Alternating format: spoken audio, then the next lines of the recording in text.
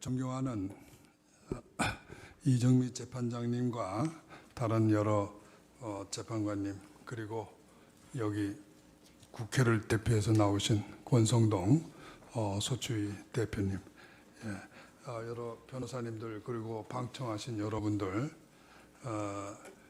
제가 생각할 때는 이 사건은 우리나라 사법사에 대단히 역사적으로 기록될 대단히 중요한 사건이라고 생각합니다. 아마 오늘 이 세대에, 이 자리에 있는 우리들뿐만 아니라 앞으로 태어날 수많은 대한민국 국민들이 이 사건을 동영상 기록을 통해서 다시 보고 과연 어느 쪽이 정의고 어느 쪽이 정의가 아니었나를 후세가 가려줄 것이라고 저는 믿습니다. 그러한 역사적 어떤 의식과 소명감을 가지고 오늘 저는 변론을 하겠습니다. 우선 변론에 앞서서 지난번 준비서면에서 조을용 변호사께서 철회를 하셨습니다. 제가 물어보니까 이게 이 준비서면이 정기성 대법관님과 저의 두 이름으로 자기가 거기 같이 끼는 게 너무 송구스럽다고 빠지겠다고 하셨습니다. 그래서 저는 그렇게 알겠습니다. 먼저 오늘 우리들이 참여하고 있는 이 사건은 대통령 탄핵 심판이라는 매우 특이한 헌법소송 사건입니다. 이 세계 대부분의 나라에서 한 번도 듣지도 보지도 못한 사건입니다. 세계에서 몇 안 되는 나라에서 100년에 한 번 있을까 말까 하는 그러한 대단히 진귀한 사건입니다. 그런데 불행히도 우리나라에서는 2004년에 노무현 대통령이 국회로부터 탄핵 소추 의결을 당하여 바로 이 법정에서 심판을 받고 대통령의 직위를 회복하셨습니다. 그로부터 불과 12년도 채 안 되어서 다시 박근혜 대통령님이 국회로부터 탄핵 소추 의결을 당하여 같은 법정의 피소추자로 서서 단편 심판을 받는 세계 탄핵사 헌정사에 유례가 없는 부끄럽고 불행한 정치 사법의 비극이 다시 생긴 것입니다. 만일 이런 추세가 계속된다면 우리나라는 앞으로 83년이 남은 21세기 말까지 동안에 10명의 단임제 대통령이 이 자리에 다시 서서 헌법재판관님들로부터 재판을 받는 비극이 계속되어서 필시 나라가 망하고 더 나아가서는 탄핵 심판 제도 때문에 헌정 체제가 무너지는 이상한 나라로 세계인의 웃음거리가 될 것입니다. 그러면 이와 같은 망국적인 대통령 탄핵 사건이 유독 대한민국이라는 나라에서 이렇게 빈번하게 생기는 이유가 무엇일까? 이거를 한번 생각해 볼 필요가 있다고 저는 봅니다. 국민들이 대통령 선거에서 대통령을 잘못 뽑은 거냐? 저는 아니라고 생각합니다. 대통령 선거 탓은 아니다. 민주주의 탓은 아니다. 문제는 이 나라의 단원제 국회가 적법 절차를 무시하고 졸속으로 대통령을 탄핵하는 그런 나쁜 관행과 버릇 때문입니다. 또 더 나아가서는 탄핵 심판 사건에 전속적 관할권을 가지고 있는 헌법재판소가 국회의 위헌적이고 위법한 졸속 탄핵 소추 의결을 소위 국회의 자율권이라는 이름 아래 위헌 심사를 하지 않고 거부하고 국회에 대해서 면죄부를 주는 이런 위헌적인 불법 재판을 거침없이 하고 있기 때문입니다. 이 사건 탄핵 소추의 적법 절차 위반은 대단히 중요한 문제입니다. 우리나라는 외국하고 달라요. 탄핵 소추 의결만 있으면은 자동으로 피탄핵자의 권한이 정지되는, 그래서 탄핵 소추 의결 그 자체만으로 실질상 탄핵 인용 결정에 선행을 해서 탄핵의 효과가 발생하는 아주 매우 특이한 전 세계에 유례가 없는 우리나라만의 독특한 제도입니다. 즉 한국의 국회의 탄핵 소추 의결이란 건 단순한 고발이나 소추가 아니에요. 대통령의 직무상실이라는 탄핵 심판의 효과에 단행 가처분을 겸한 권리 침해, 권리 박탈의 효과가 발생하는 특수한 법률 행위입니다. 헌법이 직접, 보통, 비밀, 평등 선거에 의해서 적법하게 선출한 민선 대통령 박근혜에게 보장한 박근혜 개인의 대통령 개인의 5년간 대통령 직무 수행, 공무담임권이라는 헌법적 기본 권리를 탄핵 심판 절차가 계속되는 동안 법관의 유죄 판결이 없이도 침해 박탈하는 비정상적인 권리 침해가 바로 우리 국회의 탄핵 소추입니다. 이거는 헌법 제65조 자체가 물론 그렇게 규정을 했다고는 하지만 이 규정 자체가 세계 보편적인 인권 보장의 원리, 소위 판결시까지 무죄를 주장한다 하는 이 세계적인 인권 보장 원리에는 어긋나는 잘못된 헌법 규정이라 사실은 진작에 개정을 했어야 되는 겁니다. 뿐만 아니라 2012년 대선에서 박근혜 대통령을 선출한 국민들의 공무 참여권이라는 게 있습니다. 선거는 투표가 바로 그거죠. 법원의 판결 없이 탄핵 심판시까지 수개월간 박탈하는 이런 또 심각한 권리 침해이기도 합니다. 따라서 국회가 이런 반탄핵, 반이라는 건 하프란 뜻입니다. 2분의 1 탄핵 결정에 효력을 갖는 탄핵 소추 의결을 할 때는 탄핵 인용 결정에 준하는 정도의 확실한 증거, 또 법리 조사, 선례 조사, 법리 해석 절차 이걸 다 거쳐서 해야 되는 것입니다. 그런데 이번에 작년 12월 9일에 국회의 이 탄핵 소추에는 탄핵 사유에 대한 충분한 시간적, 사전적 법률 검토와 증거 조사 및 여론 수렴 절차가 하나도 거쳐지지 않았습니다. 졸속으로 이렇게 처리한 결과 박근혜 대통령과 국민의 중대한 헌법적 권리가 적법한 절차 없이 침해돼서 중대한 적법 절차 위반, 즉 헌법 위반이 있음을 지적하지 않을 수 없습니다. 그래서 구체적으로 제가 좀 설명을 드리겠습니다. 일괄 투표의 위헌성 문제입니다. 원래 탄핵이라고 하는 건 그 사유가 하나하나가 독립된 탄핵 사유가 되는 겁니다. 그래서 여러 개 사유가 모여가지고 그게 탄핵 사유가 되는 게 아니라 하나하나가 탄핵 사유이기 때문에 이것처럼 이렇게 내용과 적용 법률이 다른 13개 사유를 가지고 탄핵을 소추하려고 그러면 13개 탄핵 사유 하나에 대해서 투표하고 그래서 국회 정원의 3분의 2를 찬성을 얻은 그 사유만 골라내서 그 사유만을 탄핵 소추장에 기재해가지고 헌법재판소에다가 이거 재판해 주시오 이렇게 청구해야 되는 것입니다. 이거는 저 개인의 주장이 아니에요. 이거 대통령 탄핵 제도를 만든 나라가 바로 미국입니다. 근데 이 미국의 예를 보시면은 17대 앤드루 존슨 대통령, 39대 클린턴 대통령, 대통령이 탄핵 소추 의결할 때 여기 닉슨이 좀 빠졌네요. 미국 의회는 이제 하원에서 하는데 개별 사항별로 투표를 했습니다. 그래가지고 미국 하원은 탄핵 소추할 때는 과반수 이상의 찬성이 있으면 탄핵안이 성립되기 때문에 과반수 찬성을 받은 그 사항만 골라서 소추했습니다.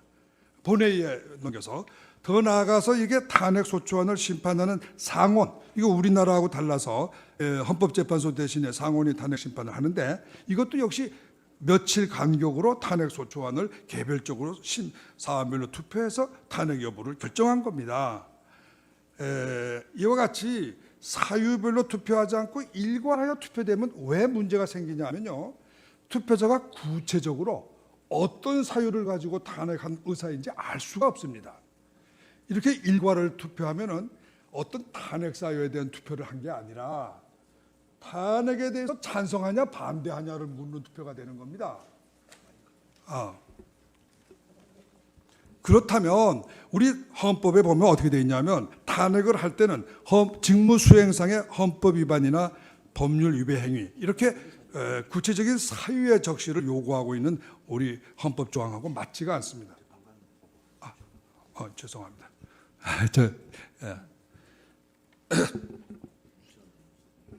그래서 예컨대 이번에 탄핵 소추처럼 말이죠. 13가지 되는 경우에 예를 들어서 50명 의원이 사유 하나 1회, 그다음에 다른 50명 의원은 사유 2회 이런 식으로 각기 자기가 다른 사유로 탄핵을 찬성했다. 이렇게 만일에 가정해 보면은 개별 사유별로 투표했으면은 13개 사유가 모두 3분의 2의 정독수에 미달하기 때문에 탄핵이 하나도 성립이 안 됩니다. 근데 일괄해서 투표를 하면은 각자 탄핵을 찬성하는 이유는 다를지 몰라도 결론이라는 거, 소위 주문이죠. 탄핵에 대해서. 이거는 찬성이 되니까 마치 지금 탄핵 소추인이 주장하시는 것처럼 13개 탄핵 사유 전부가 3분의 2 찬성을 얻은 것으로 이렇게 외관이 꾸며지는 겁니다. 이건 민법상으로는 의사와 표시 간의 불일치, 이거 착오라고 그래요, 이거를. 근데 이번 탄핵에서도 사유를 하나하나 뜯어보면요, 과연 3분의 2의 의원이 13개 사항 모두를 찬성했냐, 이렇게 보기가 아주 의심스럽습니다. 단적인 예가 세월호 사건이에요. 많은 의원이 세월호 사건에 대해서 탄핵 사유 하는 데 대해서 공개적으로 반대했었습니다. 그래서 만일에 개별 사유별로 투표하였으면 다른 사유는 제가 모르겠습니다만은 적어도 이 세월호 사건은 탄핵 사유에 포함되지 않았을 것이다. 저는 이거 확신합니다. 섞어찌개 탄핵 사유에 또 문제가 있어요. 이 사건 탄핵 소추장을 잘 읽어보시면요, 탄핵 사유의 내용하고 그에 적용된 조항, 헌법 위배나 법률 위배 조항이 모두 복합적으로 되어 있습니다. 개별적으로 안 되어 있어요. 우선 이 미르재단 K스포츠 재단 사건이라는 거 바로 법률 위배 행위 1번, 2번입니다. 여기 사건을 보면요, 죄명이 어떻게 되어 있냐면 뇌물죄, 직권남용죄, 강요죄 이렇게 세 가지로 되어 있어요. 이게 개별화가 안 되어 있습니다. 그러니까 얼핏 보면은 한 개의 범죄 사실에 대해서 세 개의 범죄가 마치 상상적 경합이 된 것으로 이렇게 꾸며져 있어요. 그러나 이 세 개의 범죄가 섞여가지고 하나의 탄핵 사유가 된다는 건 말이 안 되는 거예요. 우리나라 헌법 제65조가 탄핵 사유를 직무집행에 있어 헌법 위배 또는 법률 위배로 명시하고 있는데, 이것은 헌법 위반 이런 탄핵 사유 하나, 법률 위반 이런 탄핵 사유 한 개, 이렇게 두 개의 탄핵 사유로 제한한 게 아닙니다. 탄핵의 대상이 되는 구체적인 직무집행이 뭐냐, 이걸 밝히고 그 구체적인 직무집행이 헌법이나 법률 어디에 위반되는가를 역시 구체적으로 밝혀야 되는 겁니다. 8개 법률 위반 사유의 핵심은 8개 법률 위반 사유의 핵심은 아까도 이야기했지만 미르재단하고 K스포츠 재단의 기업 출연금 770억 원, 이게 뇌물죄로 소추되는 한 거, 이게 제일 여러분들을, 국민들을 모두를 다 쇼크를 주게 한 가장 큰 탄핵 사유입니다. 만일에 국회가 이것을 뇌물죄를 띄어서 하나로 이렇게 독립된 탄핵 사유로 해가지고 예를 들어서 표결했다고 합시다. 과연 3분의 2 의원이 뇌물죄 적용하는데 찬성했겠습니까? 저는 아니라고 확신합니다. 왜냐하면 기업 출연금 770억 원은 박근혜 대통령이나 최순실이 한 번도 만져본 적도 없고 처음부터 끝까지 재단이 가지고 있었기 때문에 이거를 대통령이 이득했다 하는 건 삼척동자도 수긍하기 어려운 주장이에요. 그렇기 때문에 그 이영렬 서울지검장이라는 사람도 이 770억이니 뭐 이런 거 출연금 이거 뇌물죄로 기소 안 했습니다. 그런데 국회가 말이죠, 이걸 뇌물죄로 소추하는 거예요. 이걸 직권남용, 그냥 뇌물죄 이렇게 소추하는 게 아니라 직권남용죄, 뇌물 강요죄하고 섞어가지고 한 개의 탄핵 사유로 만들어서 소추하는 거예요. 그렇기 때문에 미르재단 K스포츠 재단의 설립 모금을 탄핵 사유로 삼는데 동의한 의원의 이 대부분은 사실은 진심은 뇌물죄 부분이 아니라 모금 과정의 위법성, 모금 목적의 위법성, 아까 저 청구인 측 대리인이 열심히 설명하신 그 부분이에요. 이렇게 보고 이 사유에 찬성했다. 저는 이렇게 보입니다. 그렇다면 찬성한 의원들의 실제 의사는 박근혜 대통령이 강요죄나 직권남용의 위법이 있다 이렇게 보고 탄핵에 찬성한 거지, 어떻게 그게 770억 뇌물을 받았다고 생각해서 소추했다고 보십니까? 770억 뇌물범이라는 건요, 직권남용이나 강요죄하고는 성격이 다른 겁니다. 이 770억의 뇌물이라면요, 이거 탄핵으로 할 게 아니에요. 바로 그냥 감옥소 교도소로 집어넣어야 되는 겁니다. 이런 파렴치한 범죄예요, 이거는. 그런데 이것을 지금이라도 이제 이렇게 해서 만일에 이게 인용이 된다고 그래 봅시다. 그러면 박근혜 대통령은 강요죄, 직권남용죄 플러스 뇌물죄니까 770억 뇌물죄니까 종신형형 받고 교도소에서 평생을 마쳐야 되는 겁니다. 이게 말이 되겠냐 이거죠. 이게 어떻게 해서 이런 공평과 정의에 맞지 않는 탄핵소추를 할 수 있겠느냐. 저는 의문을 제기합니다. 우리나라 법전 여러분들도 보셨겠죠. 어느 구석에도 뇌물죄, 직권남용죄, 강요죄 이걸 세 개를 다 합친 복합범죄는 존재하지 않습니다. 이거는 세계 어느 나라에도 이런 식의 구성요건이 다른 세 가지 범죄를 혼합을 해가지고 만드는 복합범죄는 존재하지 않아요. 이거는 마치 사기죄, 공갈죄, 강도죄 이 세 가지를 한 개의 탄핵 사유로 묶은 거하고 똑같은 겁니다. 세 개의 범죄가 상상적 경합관계가 아닙니다. 이거는 내용과 처벌이 다른 독립적 범죄들이에요. 그런데 국회란 말이죠. 뇌물죄, 직권남용죄, 감형죄 이 세 개의 법률 위반으로 나누어서 탄핵소추할 거를 의결을 할 걸 안 하고 무슨 영문인지 세계 어느 나라 심지어 우리나라에서도 검사님들도 하지 않는 뇌물죄 플러스 직권남용죄 플러스 강요죄라는 하나의 복합범죄, 저는 이걸 갖다 섞어찌개라고 그럽니다. 섞어찌개 범죄를 만들어서 박근혜 대통령을 탄핵소추한 겁니다. 여러분 위키피디아에 들어가 보세요. 이 탄핵제도를 만든 미국의 이 탄핵소추제도가 상세하게 설명이 되어 있습니다. Presidential Impeachment 딱 쳐보세요. 제가 쳐봤습니다. 그래서 제가 이 글을 쓴 거예요. 미국의 어느 탄핵소추장에도 두 가지, 세 가지 범죄를 섞어가지고 소추한 예는 없습니다. 물론 소추를 그렇게 안 했기 때문에 심판도 그렇게 안 했죠. 그런데 이 한국의 국회는 정말 문제예요. 이거 아나 무인입니다. 동서고금의 세계 역사에 없는 섞어찌개 탄핵사유라는 걸 개발하는 겁니다. 그거를 13가지를 만들었어요. 그리고 더 한심한 거는 이 13가지 탄핵사유를 또 하나의 큰 통에다 넣었어요. 어떻게 넣냐 하면 이 섞여찌개 메뉴가 뭐냐 하면 탄핵의 찬반 투표라는 거예요. 이거 그러면 고의적이냐 아니면 실수냐가 문제입니다. 아까도 말씀드렸지만 Presidential Impeachment라고 위키피디아에 들어가서 쳐보시면은 미국 의회가 존슨 대통령, 닉슨 대통령, 클린턴 대통령을 탄핵 소추할 때 어떻게 만들었는지 과정과 그 내용이 상세하게 나와 있습니다.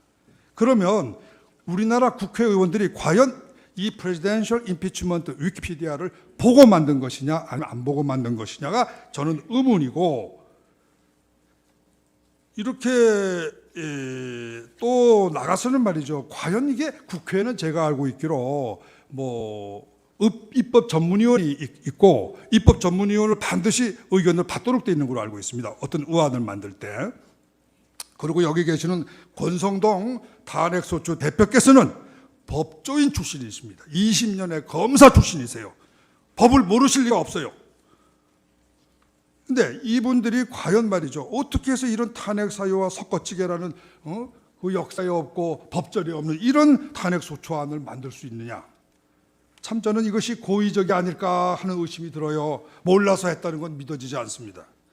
만일에 이게 고의라고 한다면 이거는 첫째는 자기 동료 의원들을 속인 겁니다. 그리고 뿐만 아니죠. 여기다 소추장을 내가지고 여기 계시는 이 탄핵 헌법재판소의 재판관님들을 속이려고 하는 거예요.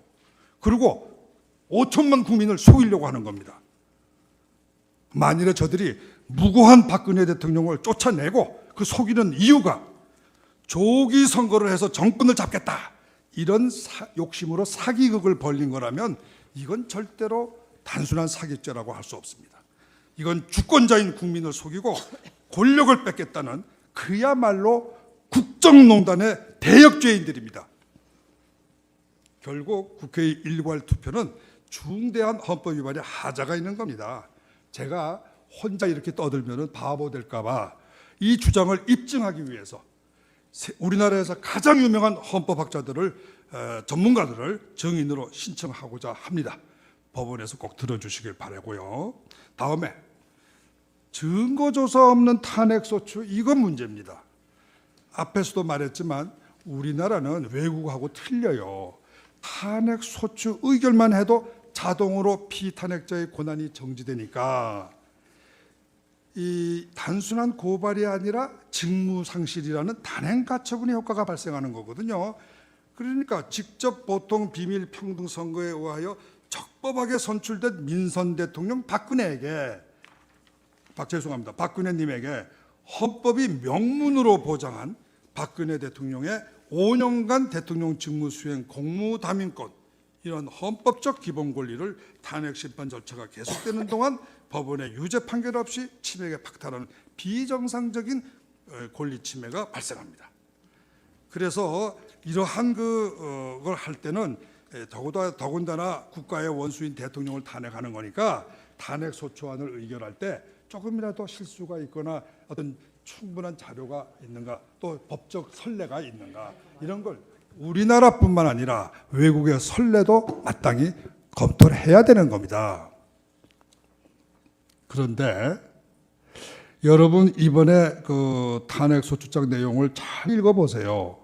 여기 보면은요, 탄핵 근거가 박근혜 대통령의 지시와 이 지시에 관련된 최순실이나 이 비서관들의 언행입니다. 물론 지시는 박 대통령 자신의 행위니까 다툼이 없어요. 이 부분은 지금 싸워지고 있는 건, 쟁점이 되는 건 비서나 최순실의 발언이나 행위가 범죄가 되느냐 안 되느냐, 여기 달려 있습니다. 최순실이나 비서관들의 범죄 행위가 성립되고 그것으로 끝나진 않아요. 자동으로 대통령이 책임지는 건 아니니까 그것에 플러스해서 대통령이 지시한 그 행위가 공범 요건을 갖추고 있느냐, 즉 교사나 방조에 공범 요건을 갖추어 있느냐, 이게 문제입니다. 요컨대 최순실이나 비서관의 범죄 성립이 탄핵의 선결 요건인데, 그래서 국회도 이걸 아니까 최순실 등의 소위 국정농단 사건을 조사하기 위해서 박용수 특검을 설치를 했었어요. 그렇다면 우리가 국민의 상식으로 보세요. 특검의 조사 결과, 이걸 기다려 가지고 그 조사 결과를 보고 그 다음에 이거 범죄다 이렇게 확신이 있으면 확인이 되고, 뭐 법원에 최소한도 유죄 1심 법원의 판결이라도 있다거나 그러면은 일단 그 위에다가 제2의 요건, 공범 요건을 소위 교사방조 사실 및 공범자로서의 고의가 있느냐, 이거를 조사를 확인을 해가지고 이 두 가지 요건이 모두 성립된다고 확신할 수 있는 그런 충분한 증거가 모였을 때 비로소 탄핵소추 사유가 확정될 수 있는 겁니다. 이러한 사전 증거 조사나 법리 조사 없이 국가의 권력기관이 고의로 대통령의 권리를 침해하는 건 마치 검사나 경찰이 아무런 증거 조사나 법전도 안 들여다보고 고의로 국민을 수사해서 잡아가지고 기소해서 처벌한다는 거하고 똑같은 거예요. 이 경우에 그 피의자가 어떻게 싸웁니까? 검사를 상대로 기소 내용에 대해서 나 그런 사실 없어요, 이렇게 무죄 항변, 실체 항변을 할 뿐만 아니라 적법 절차에 대해서도 이 기소나 수사가 절차 위반입니다, 이렇게 취소한다거나 중지한다거나 또는 그런 사람들을 처벌해 달라거나 이렇게 요구할 수 있는 헌법적 권리의 항변을 할 수가 있는 겁니다. 그렇다면 국회가 대통령이 무죄인 줄 알면서 유죄의 증거가 없으면 무죄의 추정을 일단 받아야 되는 거니까, 또 국회는 수사기관도 아닙니다. 자기 마음대로 유죄다 무죄다 판단할 수 있는 게 아니에요. 대통령을 졸속으로 탄핵소추 의결을 해서 대통령의 헌법상 권리인 5년간의 직무집행권, 또 국민들의 공무 참여권, 이거를 박탈해가지고 침해한다는 건 탄핵소추권의 남용입니다. 그러면 마땅히 대통령은 탄핵소추권을 고의로 남용한 국회의원들을 고소 처벌할 권리가 있고, 바로 이 사건 탄핵심판 절차에서도 소추 내용이 진실이 아니다, 이런 실제적 항변과 아울러서 소추된 의결의 위헌성, 그 동기, 목적, 과정, 이러한 것들이 위헌이고 위법이다, 이렇게 다투어서 자기의 무고함, 영어로 이노선스를 주장할 수 있고, 그 주장에 부합하는 증거를 제출할 수 있는 헌법상 법률상의 인권이 있다고 생각합니다. 요컨대 국회가 증거도 없이 고의로 탄핵소추권을 남용하는 것은 헌법 제12조, 미국 수정헌법 제5조나 제14조의 적법 절차하고 같은 내용인데요. 여기 위반이라고 안 할 수 없습니다. 이렇게 볼 때 증거 수집을 위해서 특검을 설치해 놓고선도 그 조사를 착수하기도 전에 대통령을 순전히 신문 기사하고 자기가 어떤 개인적인 어떤 감정 이런 걸 가지고 탄핵 소추를 의결한다고 하는 것은 이거는 적법 절차에 위반되는 탄핵 소추권의 남용입니다. 고의가 충분히 입증이 돼요. 이것은 우리 헌법의 기본적인 법치주의, 적법 절차 원리에 반하는 중대한 위헌적인 탄핵 소추입니다. 그런데도 이 사건 헌법재판소는 피소추인 측 박근혜 대통령은 탄핵 소추대에서 그게 내용이 맞냐 안 맞냐 이렇게만 다투어야지 국회가 탄핵 소추한 의결이 무슨 정치적 동기냐 아니냐 또 그 목적은 뭐냐 이게 뭐 사전 선거 운동하기 위한 거냐 아니냐 또 절차가 위법하냐 안 하냐 이런 건 다툴 수 없다는 겁니다. 그래서 원천적으로 주장과 입증할 기회를 봉쇄하고 있는 겁니다. 이것은 헌법이 보장한 국민의 변론권, 반론권을 이 사건 탄핵 심판 사건에서 유독 피청구인이 이 나라의 대통령이고 청구인은 이 나라의 국회다. 이런 피상적인 이유 하나 가지고 부정하는 정말로 어이가 없는 재판입니다. 증거가 없는 졸속 탄핵 소추의 부작용을 우리가 생각해 보지 않을 수 없어요. 아까도 얘기했지만 증거를 먼저 수집하고 그 다음에 소추해야 되는데 그게 아니라 먼저 소추하고 나중에 증거 수집하겠다. 이렇게 되면요. 지금 우리나라가 얼마나 혼란에 빠져 있는 줄 아세요? 이것 때문에. 최순실 안종범의 형사재판을 받고 있는데 그 와중에 또 특검이 보강 수사를 한다고 구속의 필요성, 증거인멸이나 도주의 우려도 없는 이재용 삼성 총수를 구속 수사하고 더 나아가서 국회가 증거 보강하겠다고 청문회를 계속 열어서 수많은 기업 총수들이 해외 출장을 못 가고 있고 나라 경제와 치안이 아주 나쁘게 됐어요. 제가 정말 그런 피해가 있는지 없는지 저는 증인을 신청을 해서 입증하겠습니다. 특히 문제가 되는 것은 탄핵소추 의결 당시 탄핵소추의 당부를 그 당시에 소추할 당시의 증거를 가지고 또는 주장을 가지고 헌법재판소가 이거 당부를 가려야 되는데 그러다 보니까 헌법재판소는 이제 최순실의 형사범죄 증거를 헌법재판소가 전부 중복적으로 재조사를 하고 있어요. 그래가지고선 지금 두어 달간을 전부 여기에 시간을 소모한 겁니다. 이건 시간 낭비예요. 예산 낭비예요. 마침내 피청구인들이 이제 청구인은 조사를 다 끝냈다고 심리 다 끝냈다고 하니까 피청구인 측에서 그러면 이제는 입증 책임은 원래 청구인한테 있거든요. 그러니까 청구인이 입증 책임이 있는 청구인이 일단 입증을 끝냈다면 이제 그러면 피청구인 쪽에서 헌법 문제도 한번 다뤄달라. 왜 형법 문제만 다루냐? 그래서 이렇게 요구하니까 이제 시간이 없다는 거예요. 이제는 시간이 없대요. 그래서 지금 최종 변론을 오늘 이게 증거조사 마지막이고 이틀 뒤에 최종 변론 하라니까 실질상으로 오늘 재판 늦게 끝나죠. 그리고 24일 날은 아침 10시에 재판하죠. 준비할 수 있는 시간은 딱 하루예요. 딱 하루. 이 딱 하루에 지금 2달간 재판한 이 내용을 갖다가 어떻게 다 읽어보고 어떻게 준비 서면을 쓰고 대항을 한단 말입니까? 너무 짧아요.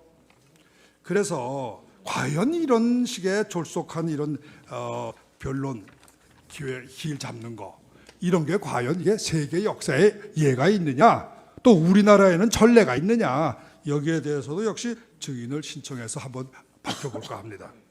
이 밖에도 이 탄핵소추 의결은 제가 그동안에 알아본 거는 여기 권성동 의원님 오셨으니까 아주 잘 됐네요. 제가 좀 물어보고 싶었는데 지금 탄핵소추장을 읽어본 국민이 없습니다. 이 나라에. 제가 이 탄핵소추장 구하려고 애를 무지장 썼어요. 제가 어느 의원들에게 물어봤더니 자기도 못 봤대요. 소추장을 국회의원들한테 배부를 안 했다는 겁니다. 그리고 피청구인 대통령한테는 물론 없었죠, 사전에. 그러니까 반론할 기회가 없는 거죠. 근데 일반 국민들한테도 보통 기소장을 쓰고 이럴 때는 뭐 영장 청구할 때도 불러다가 물어봅니다. 이거 억울합니까? 맞습니까? 그런데 어떻게 해서 대통령을 소초한다 그러면서 뭐로 소초하는지 내용도 안 가르쳐주고 소초하는 법이 세상에 어디 있습니까? 이거 정말 북한에서나 있을 수 있는 정치 탄압입니다.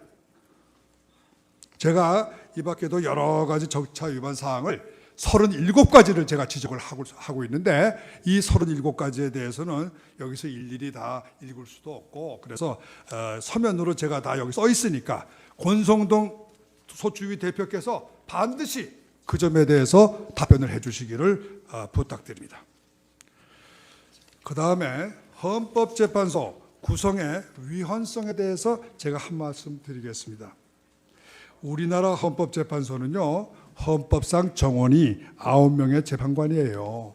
그런데 이 9명은 어떻게 구성을 하냐 하면 대통령 지명이 3분, 국회에서 지명하는 게 3분, 대법원 지명이 3분입니다. 이렇게 구성하는 거예요. 왜 그렇게 구성하라고 헌법에 규정했냐 하면은 헌법재판소라는 게 행정과 입법과 사법 이 3권의 위에서 3권의 싸움을 조정하는 그러한 그 특수한 기능을 가지기 때문에 헌법재판소는 이렇게 구성 방법이 아주 다른 거예요. 다른 기관들하고는 아주 틀린 겁니다. 이것은 동시에 무엇을 의미하냐 하면은 재판관 9명이 전원이 판결에 참여해야 한다는 의미를 내포하고 있습니다. 만일에 안 그러면 어느 쪽, 국회나 대통령이나 또는 법원 쪽에 대표자가 빠졌다. 그러면 그만큼 그쪽의 의견이 충분히 반영되지 않기 때문입니다. 그래서 9명이 반드시 판결에 참여해야 되고, 만일에 1명이 또는 2명이 결의해서 8인이나 7인으로 이렇게 됐다 그러면 이것은 공정한 재판을 받을 권리를 침해하는 거다. 이거는 제가 한 말이 아니라 바로 지금 이 법대에 앉아 계시는 이정미 재판관님, 이진성 재판관님, 김희수 재판관님, 여기다 퇴임하신 박한철 소장님, 이 네 분이 2012년 헌마 2 이 헌재 사건에서 판결하신 내용입니다. 그렇기 때문에 헌법재판소법 제23조에 7인 이상의 출석이 있으면 심리한다. 이 규정은 심리에 적용되는 것이지 평결에 적용되는 것이 아닙니다. 평결에는 9명 전원이 참여해야 한다는 뜻으로 이것이 해석되는 것입니다. 이것은 물론 제 혼자의 의견이 아니라 2016년 2월 13일자 법률신문에 게재된 강혜룡 변호사님의 논문이 있습니다. 만일에 결혼이 생기면 즉시 임명권자에게 후임자의 충원을 요청해서 충원을 기다려서 판결을 해야 한다. 이거는 2017년 2월 9일자 법조의견서에서 원로 법조인들이 발표한 의견입니다. 쉽게 말해서 이 사건 대통령 탄핵 심판은요, 100년에 한 번 나올까 말까 하는 그런 중요한 사건이기 때문에 9명 헌법재판관 전원의 이름으로 판결이 선고돼야 됩니다. 만일에 8명 또는 7명 이렇게 선고되면 헌법상의 하자 있는 결정이 돼요. 그렇기 때문에 이거는 생각해 보세요. 이렇게 판결을 해서 내리면 찬성이든 반대든 쪽에서 이 하자를 딱 끄집어내 가지고 재판 무효다 이렇게 주장할 게 뻔한 거 아닙니까? 그러면 우리나라 어떻게 되겠습니까? 지금 한번 생각해 보세요. 정말 우리나라 잘못하면 내란 상태로 들어갑니다. 이런 불행은 정말 없애야 돼요. 그리고 여기 권성동 의원님 계셨으니까 제가 한 38가지 다 읽어드리면 좀 언짢으실 거고 몇 개만 대표적인 거 몇 개만 우선 읽어드릴게요. 권성동 위원장님 탄핵소추장 보니까 비선 조직을 이용한 국정농단이다 이런 말을 쓰셨던데, 이 비선 조직 국정농단 이거 대한민국 법전 어디에 있습니까? 이게 무슨 뜻이에요? 뜻을 아세요? 뜻을 알고 썼습니까? 비선 조직이란 말은 깡패들 쓰는 말이에요. 첩보 조직에서 쓰는 말이에요. 또 국정농단, 권 의원님 웃지만 마시고 국정농단이라는 단어 뜻 아세요? 모르시잖아요. 저는 서강대학에서 2년간 한국 법제사를 강의한 사람입니다. 국정농단이라는 단어는 경국대전에도 없어요. 이거는 당파 싸움할 때 상대방 당을 잡을 때 쓰는 말이에요. 경국대전에 없는 죄명을 만들어서 삼족을 멸하기 위해서 만들어낸 탄핵 용어입니다. 이런 단어를 탄핵 소추장에 쓰면 어떻게 하자는 겁니까? 당파 싸움 하자는 거 아닙니까 이거는? 그리고 도대체 말이죠. 특검을 똑 설치하고 나서 그 뭐 조사도 안 기다리고 소추한 의견은 필연적인 이유가 있을 거라고 생각합니다. 근데 그 이유는 그래도 국민들한테 알려줘야 될 거 아닙니까? 난 이래서 부득이 특검 기다리지 않고 소추했다. 왜 당당하게 말을 못해요? 그리고 탄핵 소추장이다 그러면 대통령에 대한 탄핵 소추장 아닙니까? 그러면 대통령 뽑은 대한민국 국민도 이해관계자입니다. 그 이해관계자들한테 적어도 소추장 내용이 뭔지는 알려줘야 되는 거 아닙니까? 지금까지 국회에서 탄핵 소추장을 국민들에게 공표한 적이 있어요?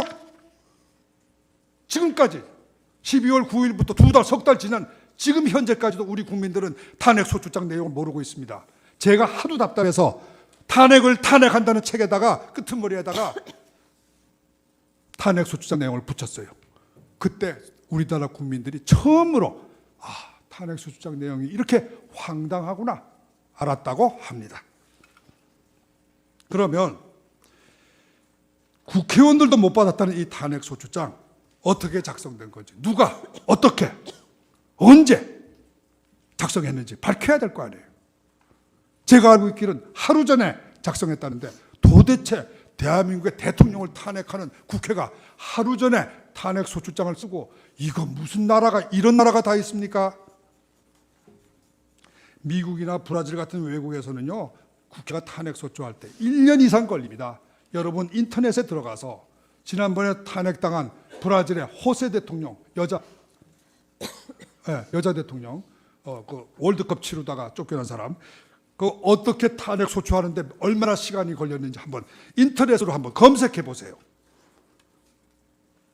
그리고 도대체 이런 그 중요한 의원을 갖다 이렇게 투표하려고 그러는데 야당 의원들은 의원 사직 총사직서를 간부들한테 내고 투표장에 들어가요. 여러분 국회의원들이 이건 무슨 야구자들입니까? 이건 말이죠 서약서 아닙니까? 내가 이 서약서대로 투표 안 하면 나 잘라도 좋다. 그 다음 공천 안 줘도 좋다. 이런 뜻 아닙니까? 이거 무슨 뜻입니까? 제가 이거는 뭐 권성동 의원님하고 관련이 없기 때문에 야당 대표에게 제가 질문하고자 합니다.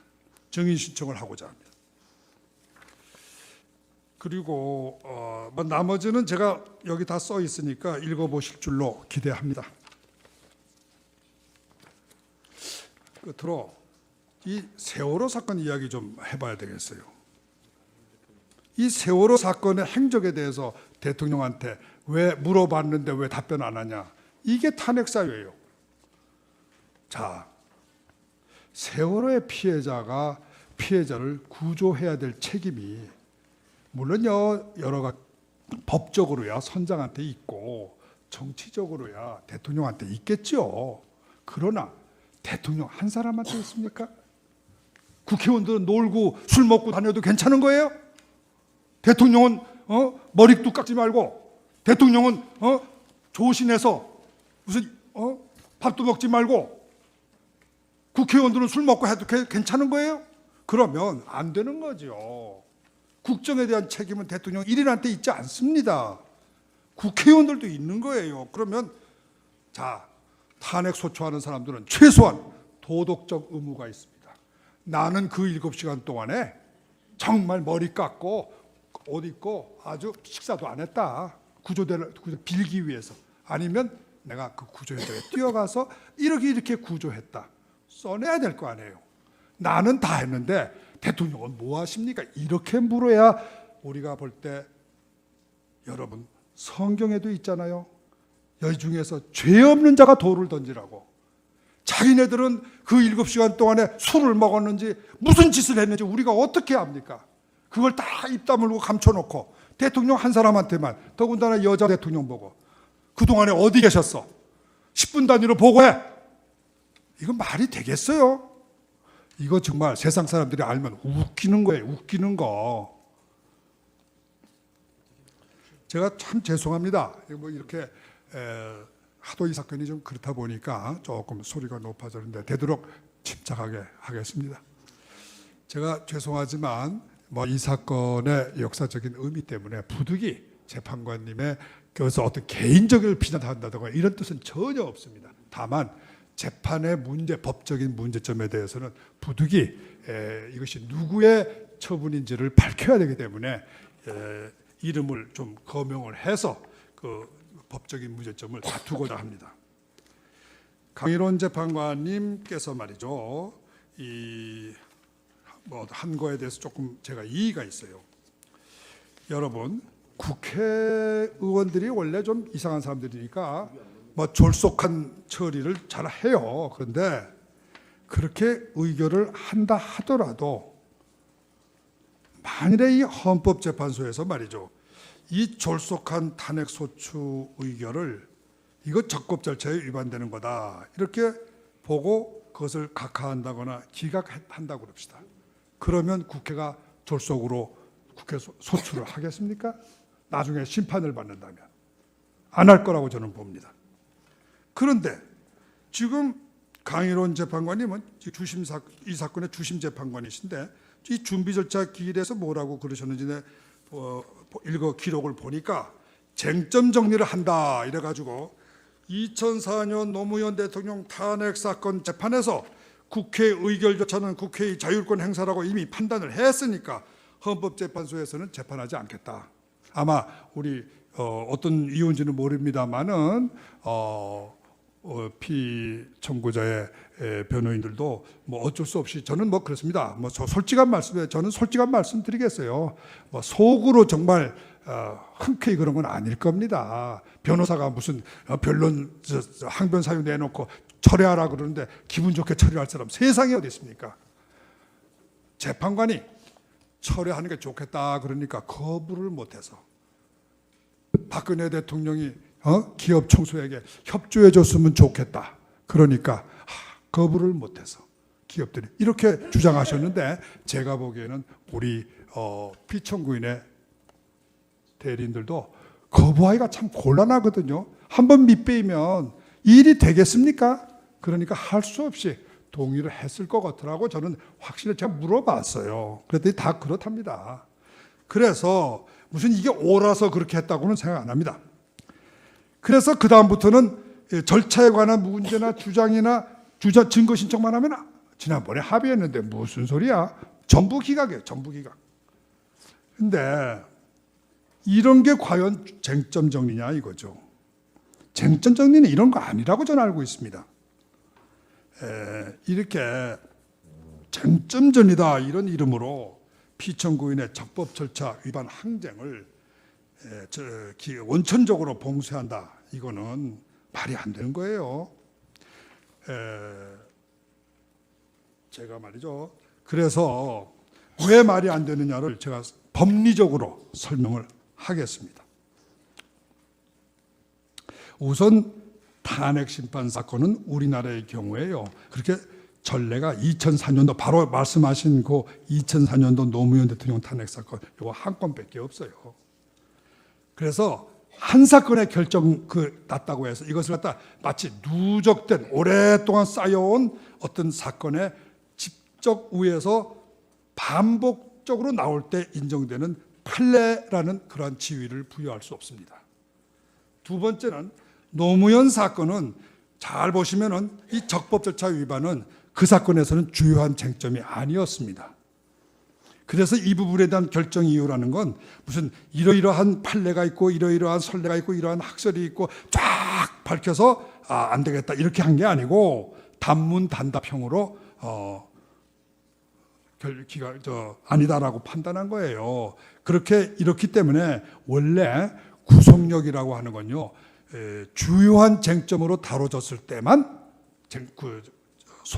어떤 그 구속력을 발휘할 수 있는 겁니다. 이것은 소송법 다 읽어보시면 다 알아요. 또 기본적으로 우리나라는 판례 국가 아닙니다. 판례법 국가 아니에요. 성문법 국가예요. 그렇기 때문에 판례는 원칙적으로 법의 소스라고 볼 수가 없습니다. 또 사건에 아무리 선례가 있더라도 사건이 그 내용이 동일성이 없으면 구속력은 없는 겁니다. 근데 노무현 대통령 탄핵 사건, 이 사건 탄핵 사건하고는 배경, 원인, 과정, 적용 복구, 사실관계 모두 완전히 판이합니다. 이렇게 볼 때 이거 노무현 대통령 탄핵 사건이 결정이 있으니까 이 사건에서도 박근혜 대통령은 대리인을 통해서 어떠한 적법 절차의 위반에 대한 주장도 할 수 없다, 입증도 할 수 없다. 이건 말이 안 되는 거죠.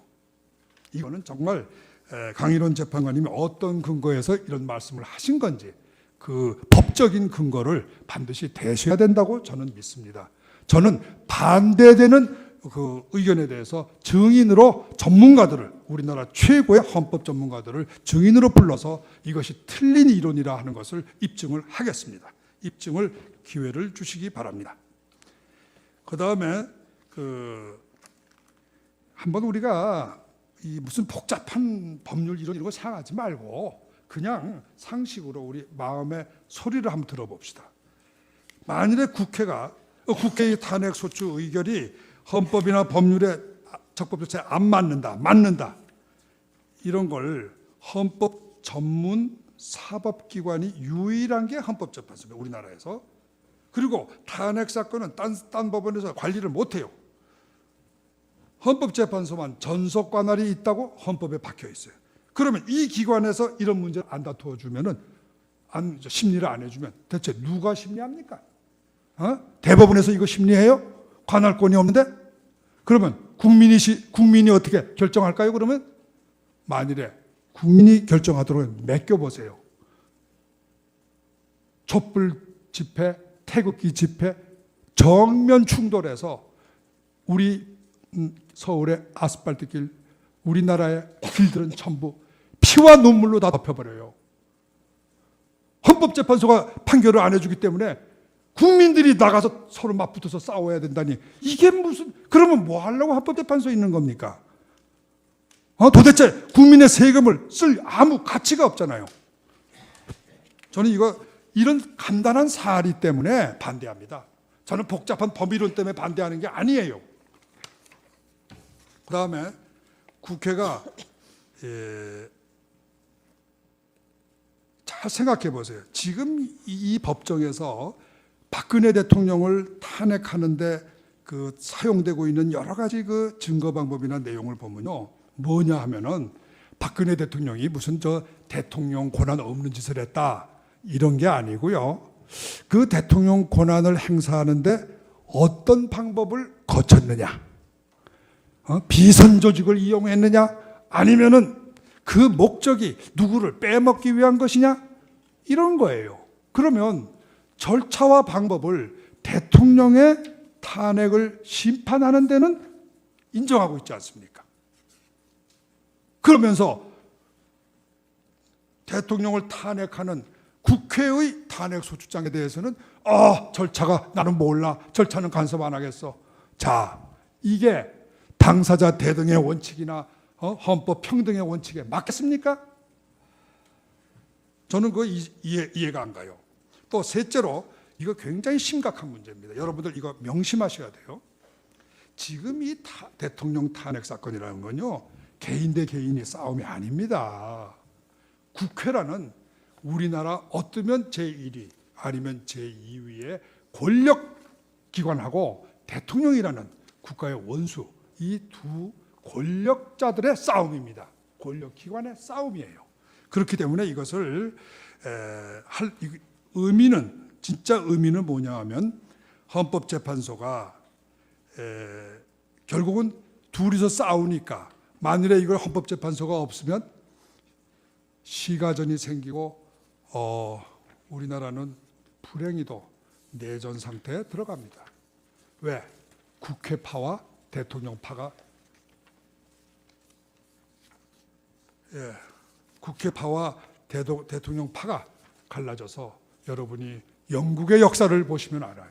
크롬웰 혁명, 죽은 사람이 몇 명인 줄 아세요? 수십만 명의 영국 시민들이 이 크롬웰 전쟁에서 목숨을 잃었습니다. 국회파와 왕파가 싸웠기 때문에 그 100년의 슬픈 영국은 이 정치 격동기를 거치면서 거의 100만 명 이상의 시민들이 죽었던 거예요. 피를 흘렸던 거예요. 그래서 그 중에 일부가 미국으로 건너가서 바로 미국을 세운 겁니다. 그렇기 때문에 이러한 그 국회파와 대통령파가 직접 충돌을 하게 되면 나라는 망하는 것이 분명합니다. 그것을 막기 위해서 헌법재판소라는 기관을 만든 거예요. 그러면 이 헌법재판소가 세력 균형의 말하자면 키의 역할을 하고 있는 거 아닙니까? 어느 쪽 한편 들면 안 되죠. 그런데 국회에 대해서는 무슨 짓을 해도 좋아, 무슨 방법을 써도 좋아, 이렇게 해주면서 대통령한테는 대통령 그거 말이야, 그거 왜 최순실이 같은 사람하고 사겨? 아이고 뭐 조금 뭐 최순실이한테 무슨 돈 좀 벌게 해주려고 그러셨어? 이렇게 본질적인 문제는 다 놔두고 대통령의 직무수행 방법을 가지고 재판을 하겠다는 거예요. 이러면 어떻게 돼요? 헌법재판소가 공평하다고 볼 수 없죠. 분명히 국회 편을 들고 있는 겁니다. 분명히 지금까지 헌법재판소의 모든 재판 진행 절차는 분명히 한쪽으로 기울어져 있어요. 국회 편을 들고 있어요. 이거는 헌법재판소의 자멸의 길입니다. 헌법재판소가 이렇게 하면 헌법재판소는 앞으로 존재할 수 없게 될 겁니다. 이건 국가적인 불행이 와요. 또 잘 한번 생각해 보세요. 지금은 우리나라가요, 어떤 헌법이냐 하면은 대통령 단임 임기 5년이라는 세계에서 아주 드문 제도입니다.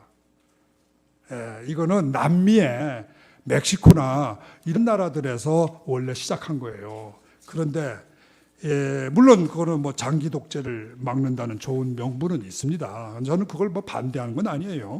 그런데 부통령제가 없어요, 우리나라가. 그리고 국회는 또 양원이 아니에요, 단원입니다. 이게 근본적인 문제예요. 다른 나라들은 왜 탄핵 소추가 졸속으로 안 되냐? 양원제이기 때문에 그래요. 양원제이기 때문에. 그러니까 단원제에서 설사 좀 졸속으로 이렇게 처리를 해도 상원에서 이거 문제 있다 하면서 재검토를 하거든요.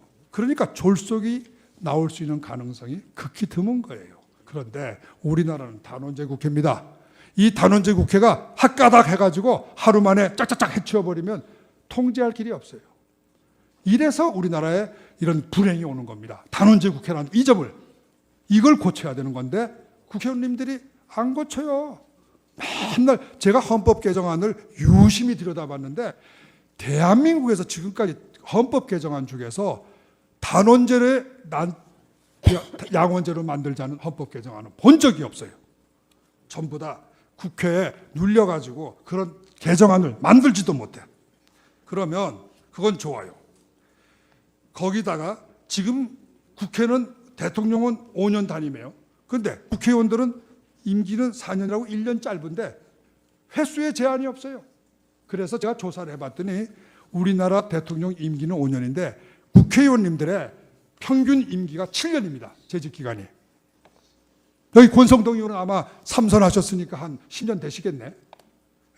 이렇게 국회의원들이 대통령보다 임기가 2배가량 길기 때문에 대통령은 권력이 약해지고 국회의원들은 고난이 세계에서 최고의 권력을 가지고 있습니다. 제가 전 세계 국회의 고난을 다 조사를 해봤어요.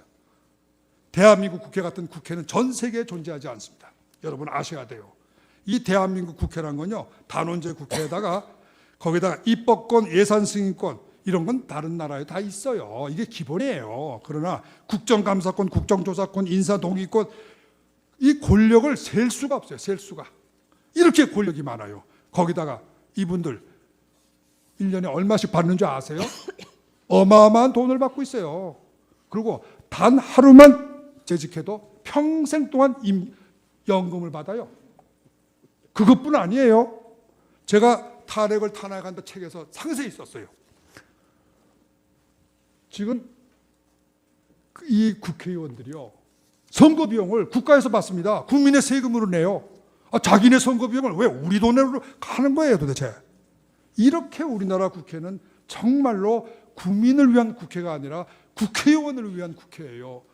국회의원이 국회의원에 의한 국회의원을 위한 국회입니다. 이거를 우리가 이번에 사건에서 또 한 번 보는 거예요. 법 안 지켜요. 자기 마음대로 해요. 이렇게 국회 엉터리 졸속 탄핵 소추를 해놓고는 반성이 없어요. 반성. 잘못이 없어요. 잘못했다는 소리가 없어요.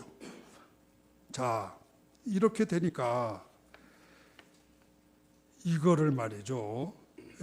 이거 보세요. 국회의 졸속한 탄핵 소추 의결이 있어도 그 절차의 위헌성, 적법성을 헌법재판소의 심사 대상에서, 사법심사 대상에서 제외한다. 이렇게 되면요, 이거 무슨 뜻인지 아세요? 대통령의 직무 수행에 대해서는 통치행위 이론을 적용하지 않으면서 국회에 대하여는 통치행위 이론을 적용하는 궤변이 되는 겁니다. 단순한 문제가 아니에요. 단순한 뭐 민사소송법,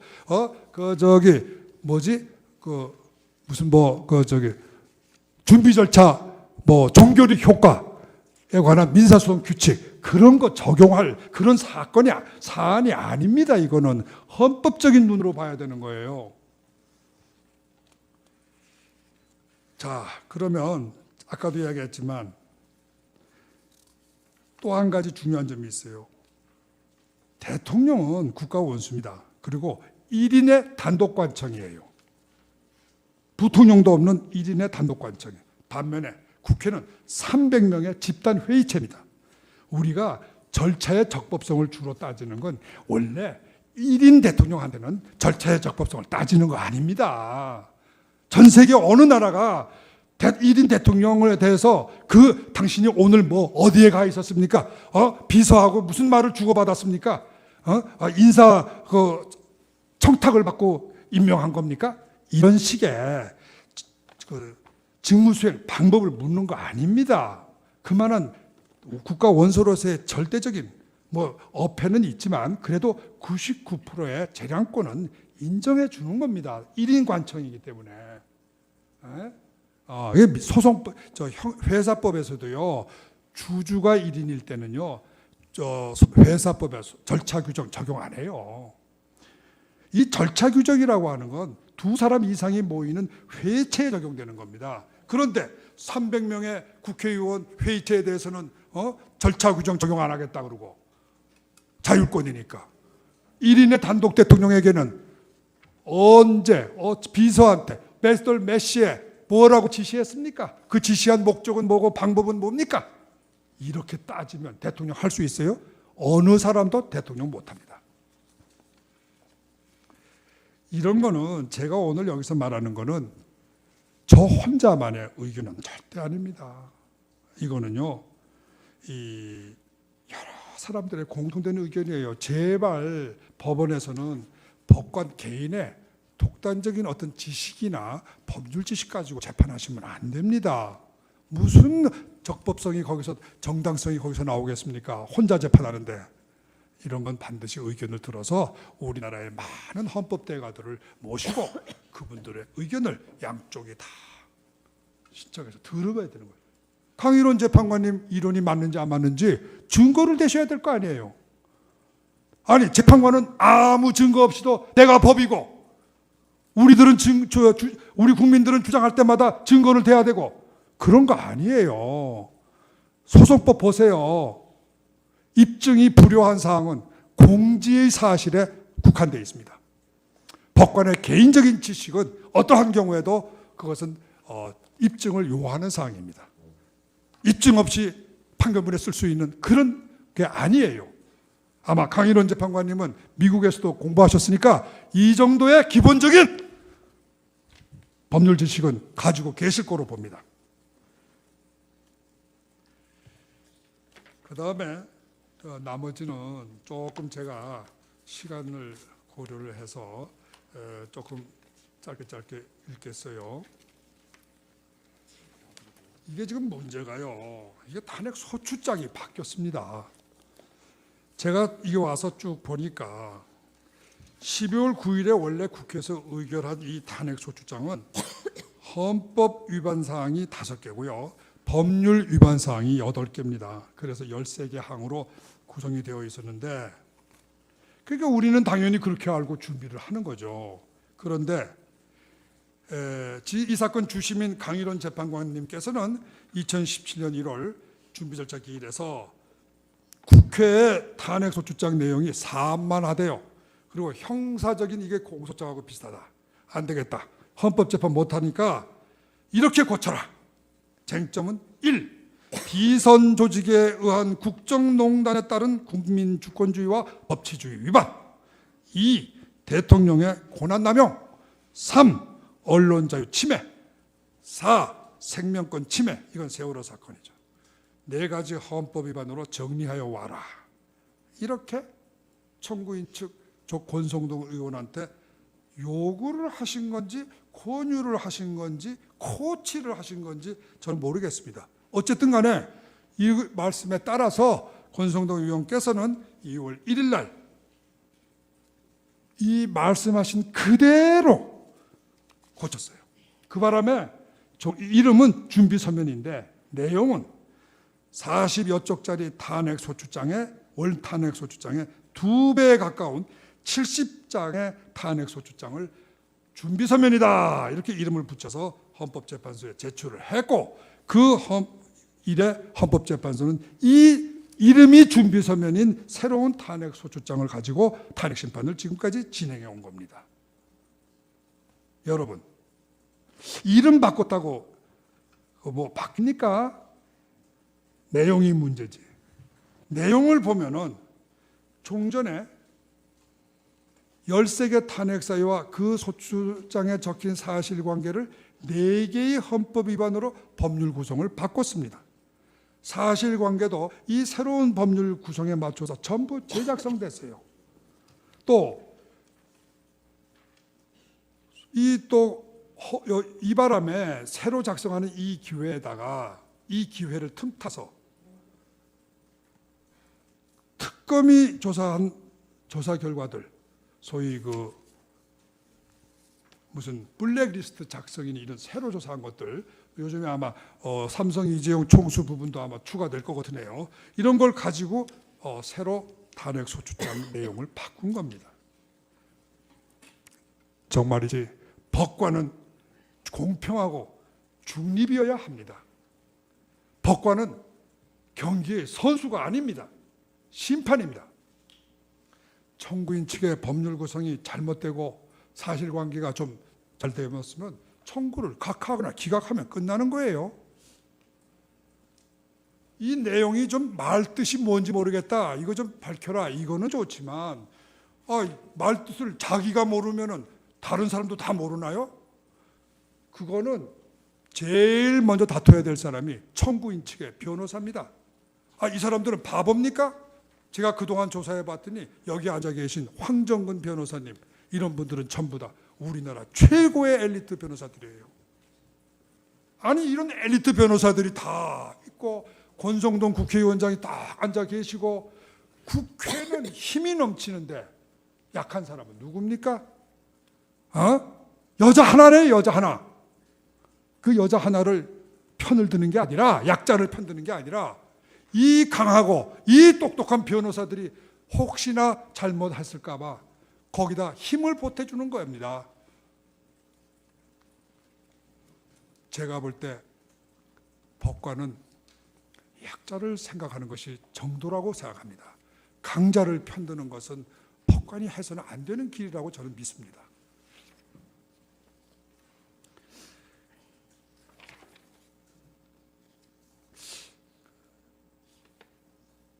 증거규칙 입법은 요거 뭐 조금 기술적인 문제라 여기서 생략하고 다 이렇게 써 있으니 또 법 해석에서 부분도 제가 기술적인 문제이기 때문에 조금 넘어가겠습니다.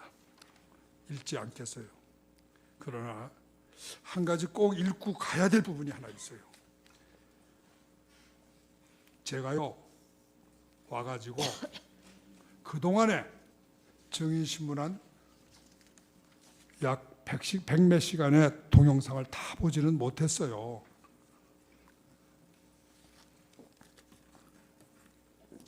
그러나 오늘 증인신문하고 지난번 기일에 증인신문 또 그전에 증인신문 유심히 봤습니다. 그리고 동영상 내용의 일부를 전부 녹취록을 떠서 지금 그 녹취록을 읽고 있습니다. 제가 굉장히 이상한 현상을 발견했어요. 이 강일원 재판관님이 굉장히 증인신문에 적극적으로 관여를 하시더라고요. 뭐 열심히 일하시니까 그런가 보다. 그런데 분석을 해봤더니 피청구인 측 증인에 대해서 주로 물으시더라고요. 청구인 측 증인에 대해서는 별로 질문을 안 하셨어요. 그 다음에 피청구인 측 증인에 대해서 물어보시는데 일단은 시작이 비난이에요. 비난. 앞뒤 말이 맞지 않아요. 이게 시작이에요. 제가 혹시 대한민국 법을 제가 어두워서 그런지 몰라도 사실 우리나라는 당사주의라는 면이 있습니다. 아무리 헌법재판이라도 일단 사실을 주장하고 입증하는 건 당사자의 책임이에요. 그 증인의 내용이 좀 부족하다고 해서 자기 개인적인 지식과 견해를 가지고 따질 수 있는 건 아니지 않나 저는 생각합니다. 아까도 이야기했지만 청구인 측 대리인들은 우리나라 최고의 변호사님들입니다. 아니 이분들이 발견을 못한 거를 재판관님이 발견해서 꼬집어줘요? 그건 뭐 조금 과하신 거 아닙니까? 그럴 필요가 있을까요? 아니 이분들이 어련히 알아서 다 질문하고 끝낸 걸 그게 뭐가 부족하다고 또 한 수 더 떠서 그러시면은 그거는 오해에 따라서는 청구인의 수석 대리인이 되는 거예요. 그렇게 하면 법관이 아니에요. 이거는 이 점에 대해서는 제가 뭐 단순히 말로만 하면은 재판관님한테 혼날 테니까 제가 변호사님, 분명히 근데 말씀이 조금 지나치신 것 같습니다. 잠깐만요. 조금 예, 언행을 죄송합니다. 조심해 주시기 바랍니다. 제가 조금- 수석 대변인이란 말씀은 감히 이 자리에서 하실 수가 아니, 없으시죠. 그렇게 오해될 수 있다는 뜻입니다. 그 죄송합니다. 속으로 그렇게 그러면 오해하셔서 그거는 고치겠습니다. 수석 대변인 아니십니다. 그리고 죄송합니다. 잠깐만요. 그냥 재판관으로서 좀 지나치시다 이런 뜻으로 김평우 정정하겠습니다. 제가 잠깐 말씀드리겠습니다. 이 재판 진행 절차를 지난 기일부터 참여하셨죠. 그래서 이 진행 절차를 잘 모르시는 것 같은데요. 주심 재판관님께서 이 재판을 주도해 나가시기 때문에 질문이 많으실 수밖에 없고요. 그 다음에 변호사님이 참여하신 이후에는 주로가 아니라 전부 피청구인 증인 신문뿐이었습니다. 그렇기 때문에 피청구인밖에 증인이 없으니까 질문하시는 건 당연하시고요. 변호사님께서 그 전에 동영상을 못 보신 것 같아요. 그 청구인 쪽 증인에 대해서도 다 적극적으로 저희 재판부 재판관님들이 다 알겠습니다. 질문을 예, 하셨습니다. 죄송합니다. 그래서 제가 사실관계는 좀 아시고 예, 말씀을 제가 해주십시오. 다 보고 나서 잘못된 거 있으면 정식으로 사과하겠습니다. 이것도 죄송하게 됐네. 바로 이 이야기를 하게 돼서 이정미 재판장님한테도 제가 조금 문제가 있다고 봅니다. 우리 지금 이 대통령 탄핵 심판이라고 하는 역사적, 국가적, 국제적 사건의 심판 시한이 이정미라는 특정 재판관의 퇴임 일자인 3월 13일 이전 선고에 맞추어서 증거조사 및 변론 절차를 과속, 졸속으로 진행한다면 이건 안 되는 거라고 저는 생각합니다. 특히 2월 20일 지난번 월요일이죠. 2월 22일 오늘이죠. 2월 24일 내일 모레입니다. 일주일에 이렇게 3번이나 변론기일을 열고 24일을 최종 변론기일이다 이렇게 지정을 하는 건 이거는 3월 13일 자신 퇴임 일자에 맞추어서 재판을 과속으로 진행하는 거 아니냐 이런 의혹을 받기가 쉽습니다. 물론 제가 지난번에 법정에서 재판관님께서 말씀하시는 걸 들었어요. 이게 국정 중단이라는 아주 그 국가적인 위기 때문에 빨리 진행하는 거니까 그거 좀 이해해 달라. 그런데 저는 이렇게 생각합니다. 국정 중단은 아니죠. 이거 황교안 대행이 엄연히 대통령 대행으로 계시니까 또 할 일을 다 하시는데 뭐 국정 중단이다 이렇게 말씀하시는 건 좀 이상하고 국정이 혼란스럽고 국민들이 불안하다. 그거는 맞습니다. 그런데 그러면 일주일에 3번씩 재판하고 최종 변론 기회를 단 하루를 여유를 주고 그렇게 하면 국정 불안이 없어지나요? 제 생각은 반대예요. 이거야말로 국민들을 더 국정 불안으로 모는 겁니다. 이 국민들 중에는 촛불 집회 국민들만 있는 건 아니에요. 태극기 집회 국민들도 대한민국의 똑같은 국민이고 똑같은 세금을 내고 있습니다. 그러면 이분들의 마음은 다 무시되는 거 아닙니까? 조금 더 이런 점을 참고해 주셨으면 좋겠어요. 물론 탄핵이 이게 말이죠 단심입니다. 헌법재판소가 물론 그러니까 뭐 저희가 어떻게 결정하시든 우리가 상소할 길은 없겠죠. 그러나 재소 사유가 있으면 재심은 가능하지 않나 저는 그렇게 생각합니다. 또 부당한 변론권 제한이 있으면 이거는 분명히 개인적인 책임을 물을 수 있는 그 그런 부분에 대해서 제가 사안이라고 말씀드리겠습니다. 봅니다. 김 변호사님, 네. 제가 지난번에 발언을 못하시게 한 것이 아니라 그날은 제가 변론 종결을 선언을 했습니다. 오늘로 이것으로 재판을 마치겠다고 선언을 하신 후에 갑자기 발언 기회를 달라고 하셨고 오늘 충분히 변론 기회를 드린다고 말씀을 드렸고요. 지금 충분히 하고 계십니다. 그래서 그 부분을 양해해 주시면 좋겠고요. 그 부분 이해하셨으리라 생각됩니다. 예. 아니 그 저기 지난번에 저가 이게 변론 종결한다는 말씀을 하실지 안 하실지 제가 어떻게 알겠습니까 미리. 그래서 저는 이렇게 재판을 하면은 제가 사실 좀 착오가 있었어요. 저는 12시에 점심시간이 되면 재판이 끝나는 줄 알았어요. 좀 했다가 일단 점심시간을 주고 다시 오후에 속개하는 것으로 저는 그렇게 생각을 했기 때문에 그 12시가 돼서 좀 이렇게 더 이상 말씀을 드린 건데 아마 그분에 대해서는 조금 제가 어떤 이 관행을 잘 몰랐던 것 같습니다. 그 부분은 약간 오해가 있으신 것 같습니다. 예. 네. 그리고 제가 보니까 1월 25일 박한철 전 소장께서는 마지막 재판기일 법정에서 설명을 이정미 재판관이 3월 13일 퇴임할 예정이므로 그 전에 판결이 선고될 수 있도록 재판을 서둘러 놔야 된다 한다는 이런 취지의 발언을 하셨고 문재인 씨 등 야당의 실력자들도 역시 같은 취지로 계속 발언을 해서 현재 이 나라의 언론과 국민은 이거를 모두 기정사실화하고 있습니다. 저는 그건 잘 이해가 안 돼요. 이거는 지금 현재 이 헌법재판소법에 보면요, 헌재 사건의 심판기일은 그 180일을 이릉 한도로 물론 이거 강제 규정은 아닙니다. 훈시 규정이지만 이릉 한계로 정하고 있습니다. 그런데 지금까지 이 재판에 소요된 시간은 80일밖에 안 돼요. 180일하고는 거리가 멉니다. 그런데 어떻게 해서 이 법에 정해진 판결 시한이 기준이 안 되고 아무 이유 없는 한 사람의 재판관의 퇴임 일자가 기준이 되는가? 사실 저는 잘 이해를 잘 못하고 있습니다. 물론 뭐 이거 설명을 잘 해주실 거로 믿습니다만은 이거는 좀 단순히 말씀으로만 하실 게 아니라 행동으로 보여주셔야 되지 않나, 저는 이렇게 생각을 합니다. 끝으로 제가 몇 가지만, 이거 뭐 얼마 안 남았어요.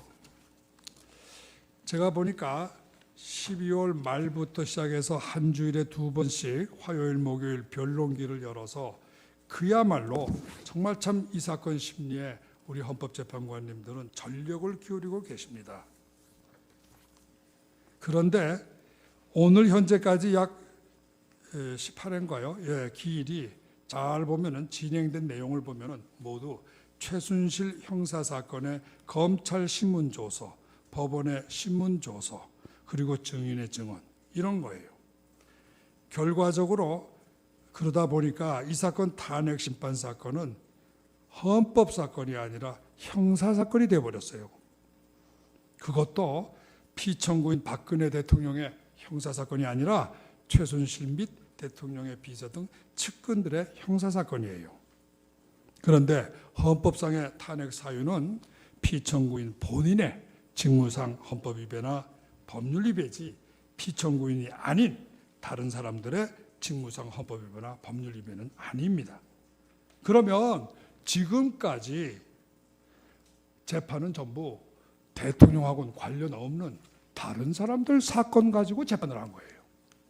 자, 어쨌든 청구인은 주장 자체가 대통령이 직접 잘못했다는 게 아니고 그 최순실이니 또는 그 안종범이니 이런 그 비서나 측근들이 잘못이 결국은 대통령의 잘못이다, 이런 이론입니다. 이거는 연대 책임 이론이에요. 근데 이 연대 책임 이론은 민사 책임에만 적용되는 겁니다. 형사 책임에 절대로 적용될 수가 없어요. 연대 책임으로 형사 책임 지는 거 전 세상 눈 뜨고 한 번도 본 적 없습니다. 또 지금 이 탄핵 심판 사건을 결국은 죄명이 형사사건 위반이에요. 그러면 형사사건 아닙니까? 그러면 형법의 원리가 적용돼야지 어떻게 민법의 연대 책임 이론이 적용된단 말입니까? 저는 이 점도 대단히, 어쨌든 그게 피청구인의 주장이시니까 저는 존중하겠습니다. 예, 그 청구인의 주장이 과연 법리적으로 맞는지 안 맞는지 그거는 재판관들이 판단하시겠죠. 연대 책임을 탄핵 사건의 책임에도 적용하느냐 안 하느냐 앞으로 중요한 판례가 될 겁니다. 그런데 자, 그러면 청구인 측은 지금까지 자기 주장에 맞추어서 입증을 다 끝낸 거예요. 자, 이제부터는 그럼 피청구인도 자기 주장 내세우고 입증해야 될 거 아닙니까? 여러분 미식 축구 보셨죠? 공격팀이 한번 해서 쭉 하다가 뭐 이렇게 하면 그 다음에 바꾸잖아요. 마찬가지지 않습니까? 그 재판이란 것도 우선은 입증 책임이 있는 청구인 측에서 쭉 주장 입증하고 어느 정도 그 주장 입증이 누가 보더라도 객관적으로 야, 이 정도면 상당한 90% 가능성이 있네, 이렇게 되면은 그 다음에 입증의 부담이 피청구인 측으로 넘어와서 피청구인은 그때부터 반증을 내거나 또는 반대 항변을 세우는 겁니다. 이거는 전 세계 재판의 기본 원칙이에요. 그러면 피청구인이 지금 반증하고 반론하는 건 지금부터입니다. 그런데 아니, 청구인이 주장과 입증을 다 마쳤으니까 이제 재판 끝났다? 피청구인의 주장과 입증은 들을 거 없다, 결심이다. 이거 좀, 전 이해를 할 수가 없어요. 반론권을 그러면 완전히 무시하는 거 아닙니까? 이거는 이렇게 재판하는 건 아니라고 저는 봅니다. 제가 너무 여러 가지로 소리가 높고 제가 혹시 한국의 재판 방법이나 법정의 분위기에는 대단히 맞지 않는 그러한 그 변론을 했다고 저도 스스로 느끼고 있습니다. 그러나 아까 맨 처음에 말씀드린 것처럼 이것은 우리나라 역사에 길이 남을 하나의 중요한 자료이기 때문에 반드시 많은 분들이 보시면서 이해를 좀 하셔야 될 것 같아서 제가 굳이 이렇게 구두 변론을 좀 길게 했습니다. 결론을 말씀드리고 물러나겠습니다. 다음에 증거 신청으로 들어가겠습니다. 대통령 탄핵 사건은 국회와 대통령 간의 권력 충돌입니다. 본질이 일종의 정변이죠. 이러한 정치적인 변란을 사실 평생 법만 공부하신 법관들이 재판한다는 건 상당히 어려운 일이에요. 그래서 이런 걸 하면 안 된다는 학자들도 많이 있습니다. 정치 권력 싸움을 법의 잣대로 가린다는 게 얼마나 어렵겠습니까? 2004년 노무현 대통령 탄핵 사건 때는 이 탄핵 심판의 바로 그 가운데 시점인 2004년 4월 15일 국회의원 총선거가 있었습니다. 그 총선거에서 노무현 대통령에 대한 탄핵 소추가 선거의 최대 쟁점이 됐었습니다. 노무현 대통령을 지지하는 열린우리당이 과반수를 넘는 159석인가 7석으로 압승을 거두었습니다. 50석도 안 되던 꼬마 정당이 하루아침에 제1정당이 된 것입니다. 이건 세계 선거 사상의 그 유래를 찾기가 매우 어려운 압승입니다. 그렇기 때문에 어떤 정치적 관점에서 보면요, 탄핵 기각이라는 결론은 이미 난 겁니다. 그렇기 때문에, 그리고 이 내용이 비교적 단순해요. 보시면 알다시피. 그래서 이 대통령의 공개 발언이 공직선거법 위반이라고 하는 비교적 가벼운 내용이었습니다. 그래서 탄핵 기각이라는 판결은 대단히 쉬웠고, 언론도 당시에는 굉장히 양측의 균형을 맞추고 있었습니다.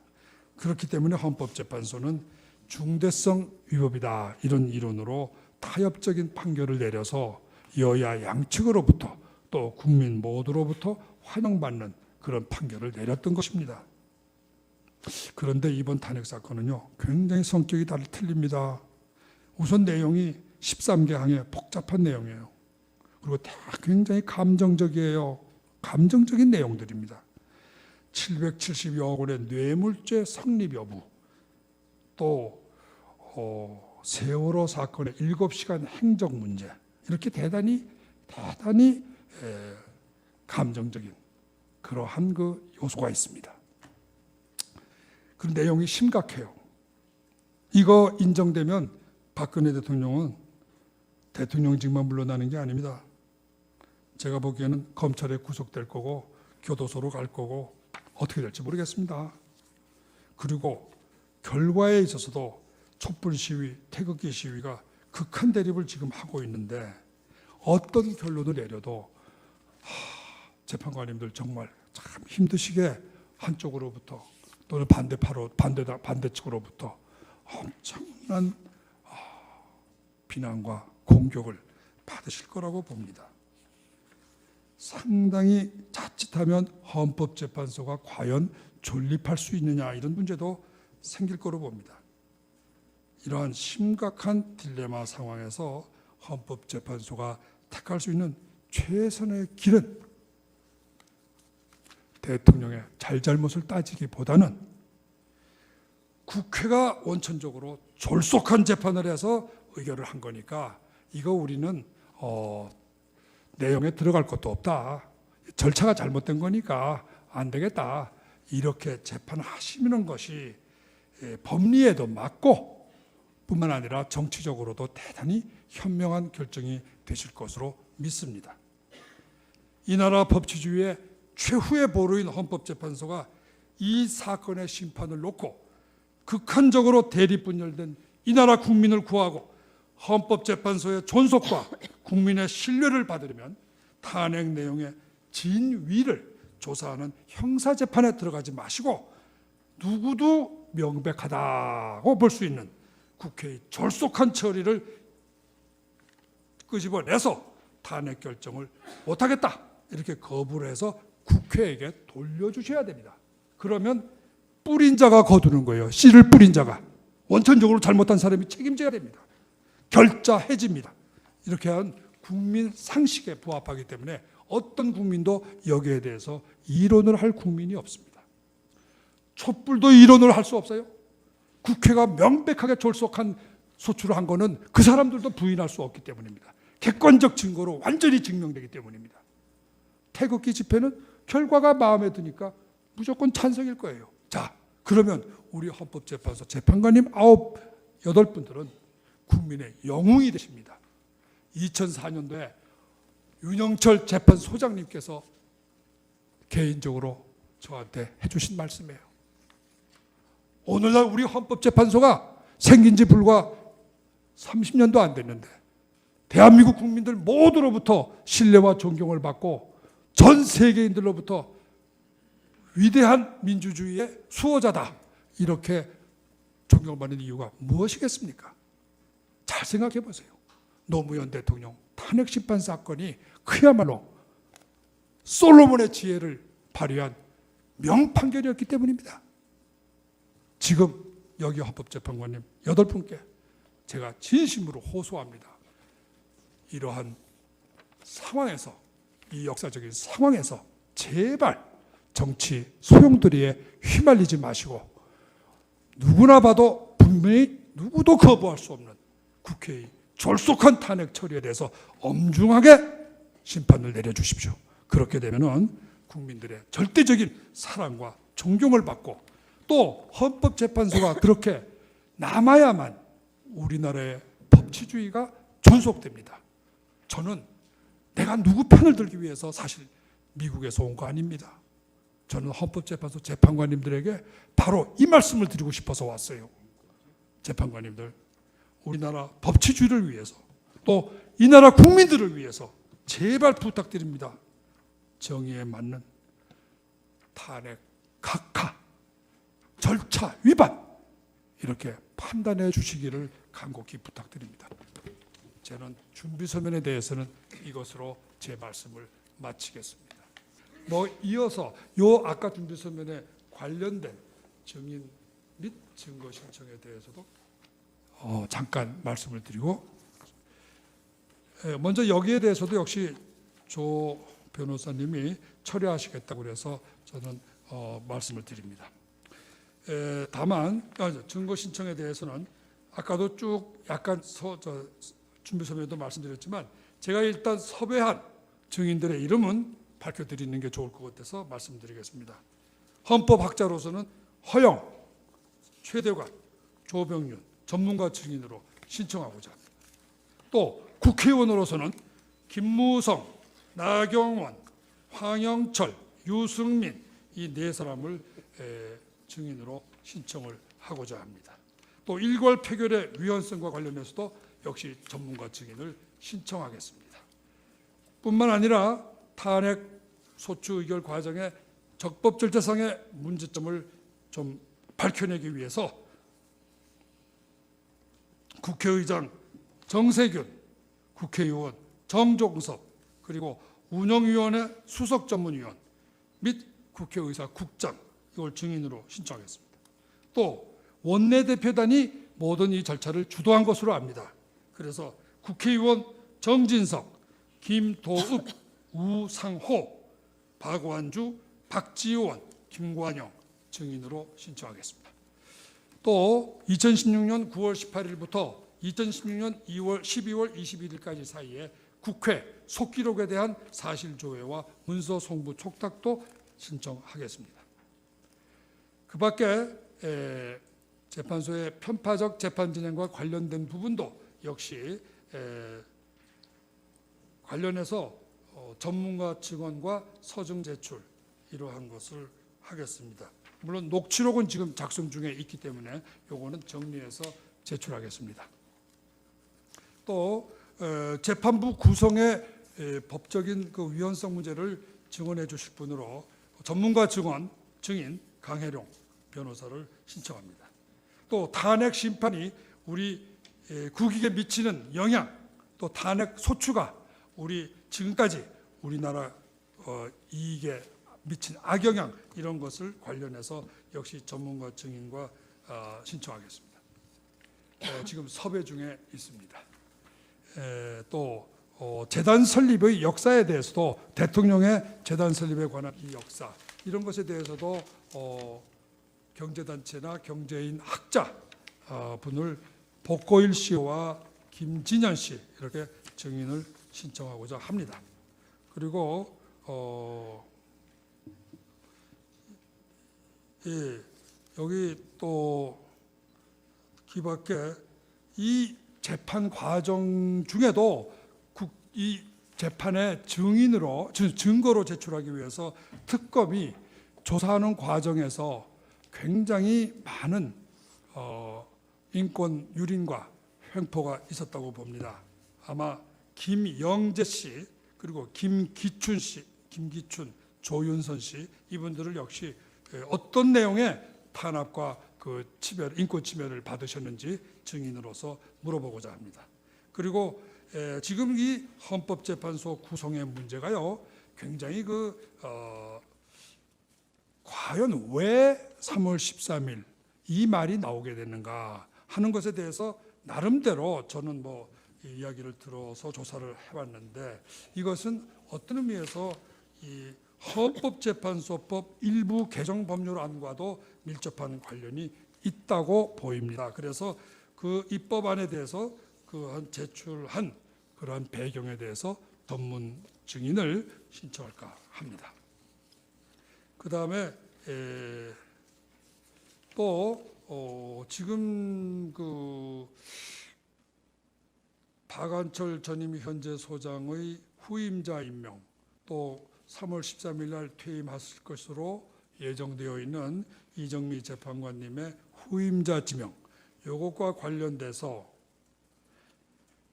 헌재에서 대통령 권한대행이나 탄핵 전에 대통령 이건 대통령 권한대행 황교안 대통령 권한대행 그다음에 대법원장에게 후임자를 빨리 지명해서 국회에 동의 또는 무슨 청문회가 있는 것 같은데 그거를 받도록 이렇게 요청하거나 서면을 발송한 사실이 있는지 없다면 왜 안 하셨는지 이러한 점에 대해서는 좀 저희들에게도 그 사정을 좀 알려주시면 저희들이 혹시 오해가 있다면 오해를 푸는데 많이 도움이 되겠습니다.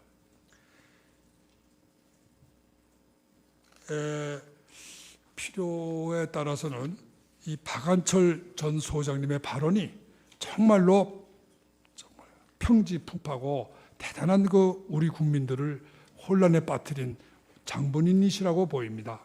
그래서 박안철 전 헌재 소장님을 증인으로 불러서 어떤 취지에서 어떤 배경에서 그런 말씀을 하시는지 한번 증인으로서 들어볼까 합니다. 그 밖에 요 법안과 관련해서는 국회의원 이춘석, 박용진, 이종걸, 소병훈 이런 분들에 대한 증인을 역시 신청할까 합니다.